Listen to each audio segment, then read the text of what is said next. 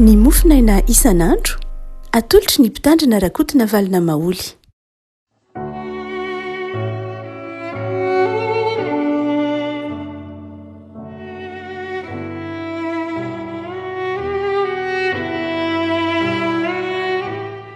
Mifanenavana no era-banantsika hatratra ity sabotsy faha 1 ny volana aprily ity.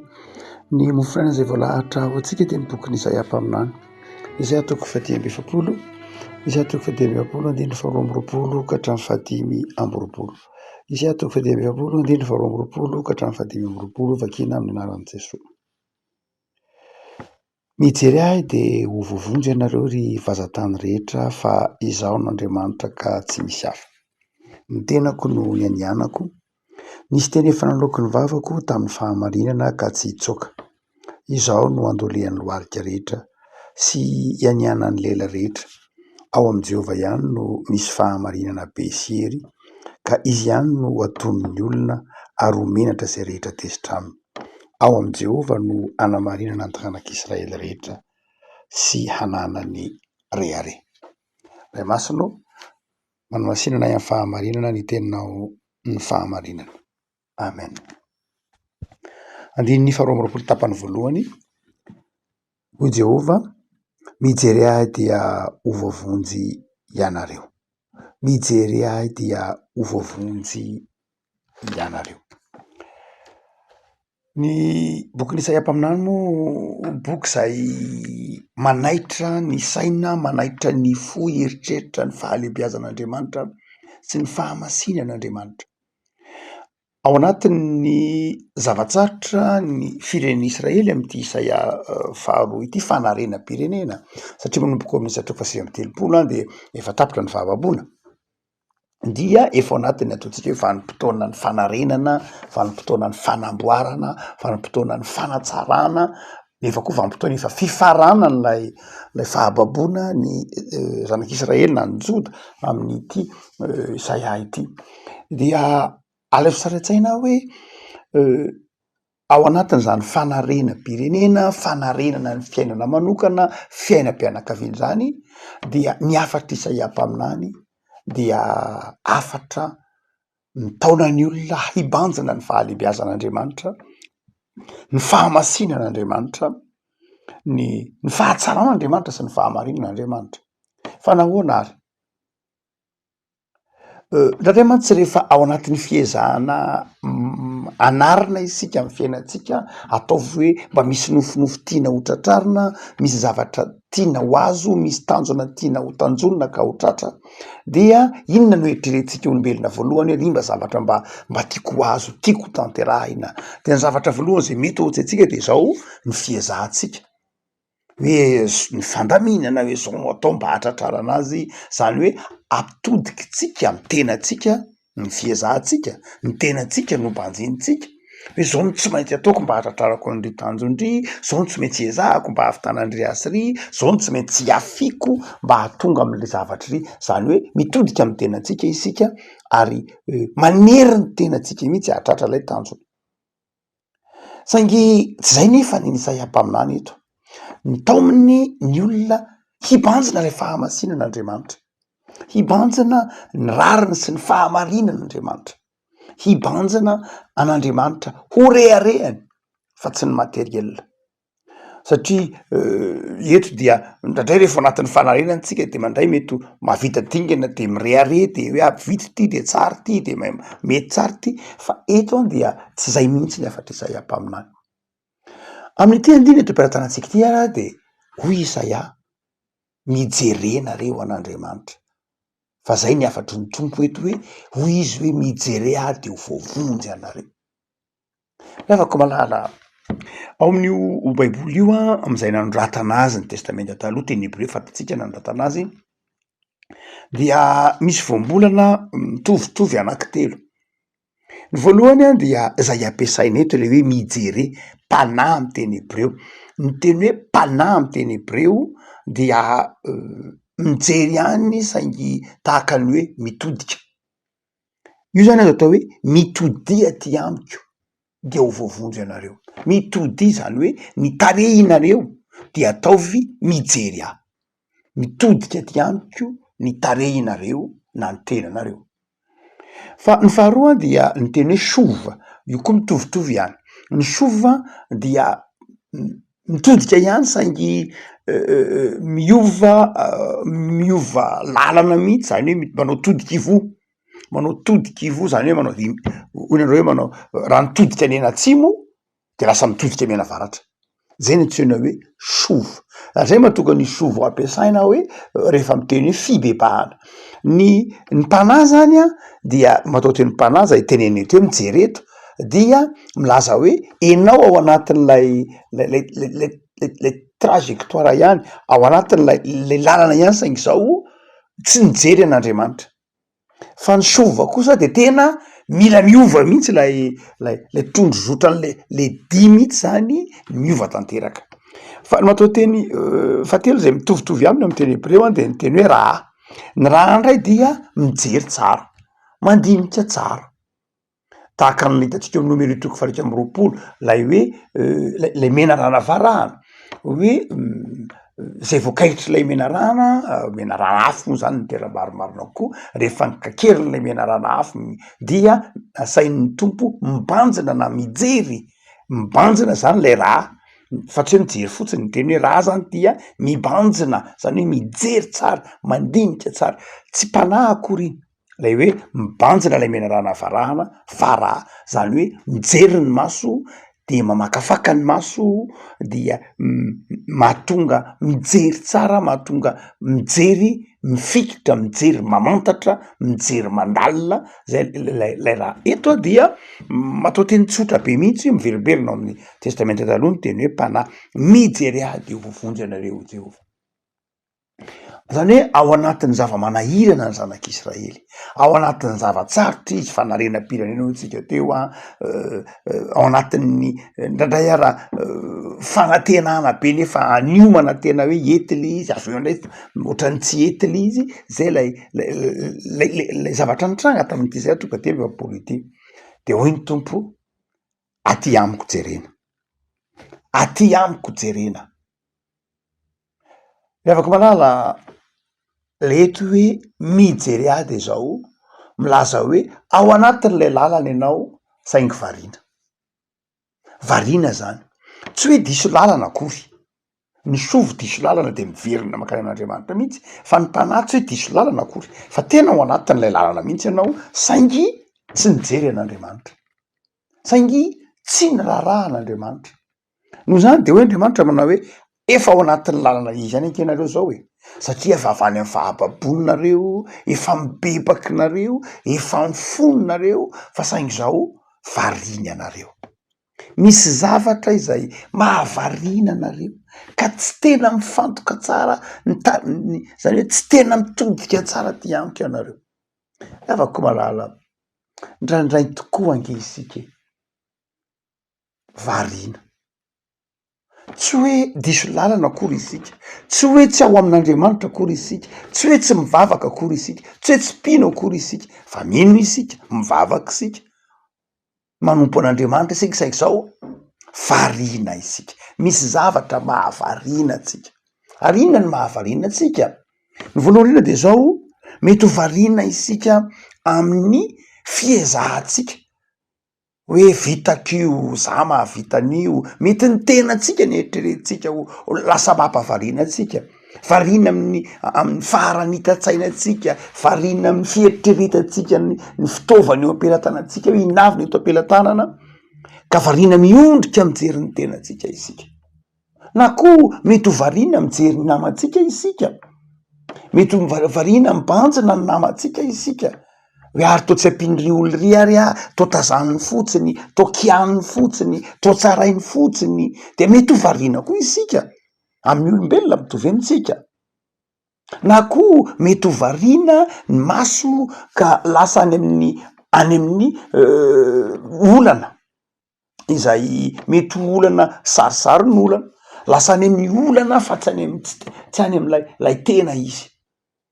Ary eto Andriamanitra de miteny amin'ny alalan'ny Isaia mpaminany manao hoe zao no izy afara amin'ireo zanak'Israely ireo, amin'ny Joda, fa mila famonjena izy, saingy variana amin'ny zavatra hafa, variana amin'ny tenany, fariana amin'ny namany, fariana amin'ny materiela na fitaovana hoe ampelantanany, fariana amin'ny lay olana fa izao taomizy hijery, taomizy marimarina, taony hitodika ty amiko, zany hoe ny tarehiny, ny fiainany, ny vatany dia mitodika ty amiko, tsy hoe ny tenany sy ny tongony ihany mandeha makaty amin'ny mizotra makany amin'ny lalana fa ny lohany miankavia, ny fijeriny miankavanana fa tena aoka izy hitodika ty amiko. Afaka malala eto zany ny boky Isaia mpaminany de mitona antsika ny manontolontsika hitodika any amin'Andriamanitra.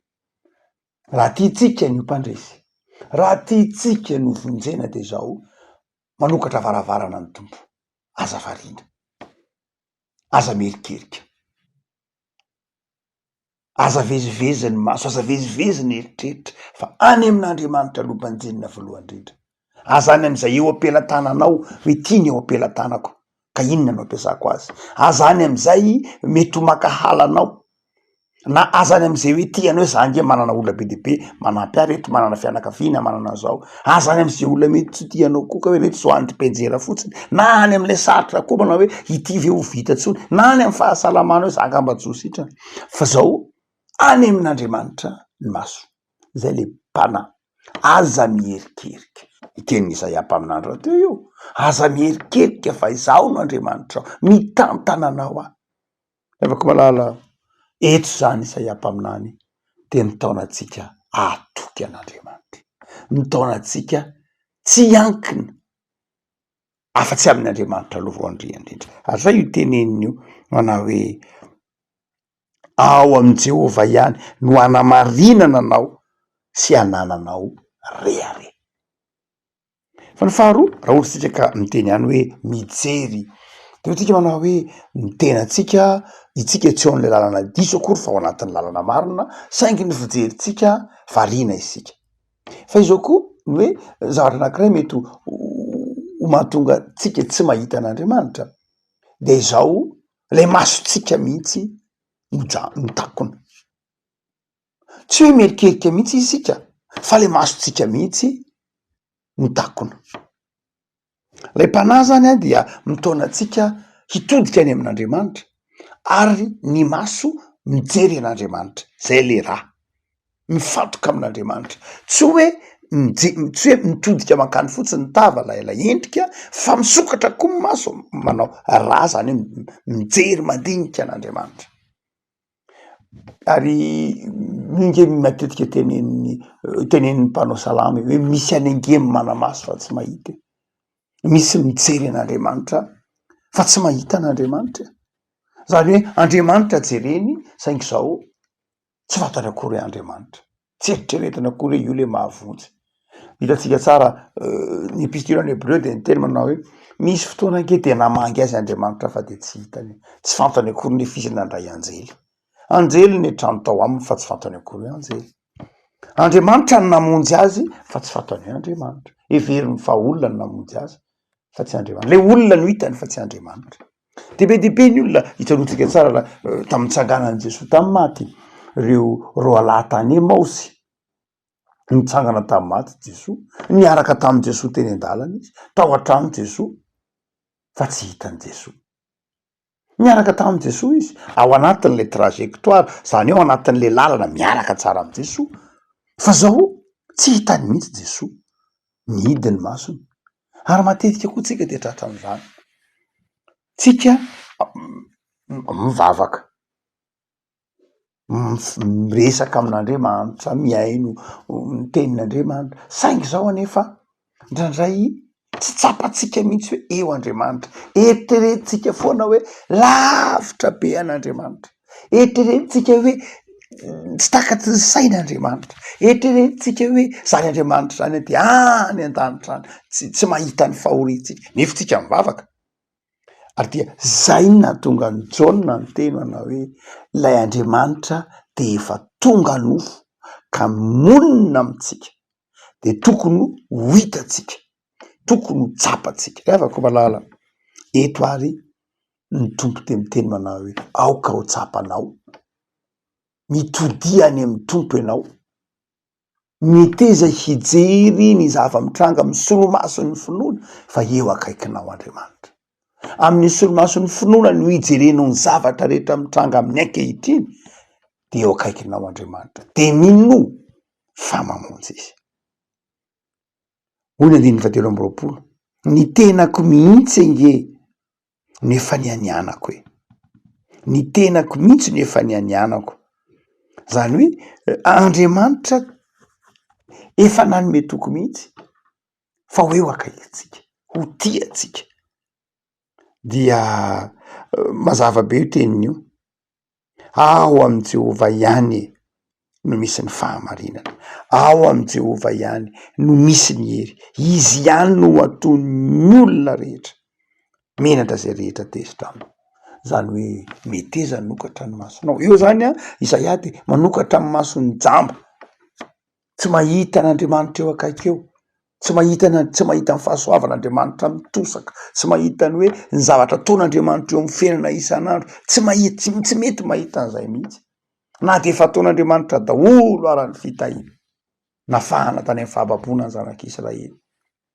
Jentilisa tsy mpivavaka akory ary ikirosy no nataon'Andriamanitra fiasana nanafaka azy ahatonga azy ody any an-tanindrazana. Fa mbola tsy mino ihany izy. Mbola mieritreritra ihany izy hoe nafon'Andriamanitra angamba zakany. Tsy nenon'Andriamanitra angamba ny vavaka aika. Tsy mba nihainy vavaka angamb'Andriamanitra ka. Nefa fa nasehon'Andriamanitra fa teo mandrakariva izy. Ary tena ndraitsika avako mirahara. Tsy vitany hoe variana fotsiny. Fa ndrandray minitsy mijery mihitsy. Ndrandray mini mihitsy manidy tsofina. Didimy minidy jamba tsy mety manaiky hoe io Andriamanitra eo akaiky eo. Mitantana io Andriamanitra mamindra fo. Io Andriamanitra mahatoy izao. Afaka malala am'izao faran'ny herinandro zao meteza hijery an'Andriamanitra. Ny olana zany de zao. Tsy ny olanao. Ny olana de ny eo voavonjy sa tsy voavonjy tsy zay ny olana. Fa mahavonjy Andriamanitra. Fa zao ny olana tsy mety mijery isika. Tsy mety mijery an'Andriamanitra isika. Tsy mety manaiky an'Andriamanitra isika. Tsy mety hiankina amin'Andriamanitra isika. Tsy mety hifaly amin'Andriamanitra isika. Tsy mety hiorina amin'ny fahatokinan'Andriamanitra isika. De kivy sika de reraka sika. Fa Andriamanitra efa manome toko manao hoe raha mijery ahy ianareo de mamonjy ahy. Mivavaka sika. Tompo misaoranao zay noho ny amin'izao faran'ny herinandro. Nomenao anay zao afahanay mandinika ny teninao. Mitonanay hibanjina ny fahatsaranao Andriamanitra. Mitonanay ahatoky ny fitantananao. Mitonanay ahatoky fa eo akaiky ny mandrakariva ianao. Tsy lavitra, mivimbina, mamindra fo sy miatra. Misaora tompo noho ny amin'ny teninao zay azonay iainana satria monina ty anatinay ny fanahinao masina. Misaora ny amin'izay rehetra nomenao anay tamin'ity herinandro ity. Misaotra ny amin'ny fitahipasoavana zay narotsaka ao tao amin'ny fiainanay. Misaotra tompo ary dia taio izao herinandro vao manomboka izao ataovy mijery ianao zay. Aza velanao variana, aza velanao erikerika, azony ary ataovy mahatsiaro fa eo akaikinao. Sokafo ny masom-panahinay ahita fa eo akaikinay ianao, monina aminay ianao. Meo anay ny fahasalamana heri-tanjaka. Taio ny asanay, taio ny fanoloran-tenanay, amasino, tehirizo. Jereo ny tokantrano tsiraray avy tompo. Jereo ny tokantrano zay manaraka zao mofinaino zao tronay ambavaka reo manana olana vao tompo. Zay variana ataovy mibanjina anao. Zay trotraka avimbino ampaherezy fa eo akaiky ianao. Mamonjy, mahavonjy. Dia jereo koa ny tanindrazanay. Jereo izao tontolo zao zay ao anatin'ny korontana sy ny ady. Mampaherezy tompo. Mba hitodika hijery, hibanjina anao Andriamanitra. Zay mpamonjy tokana sy riarianay. Amin'ny anaranao Jesosy. Amen.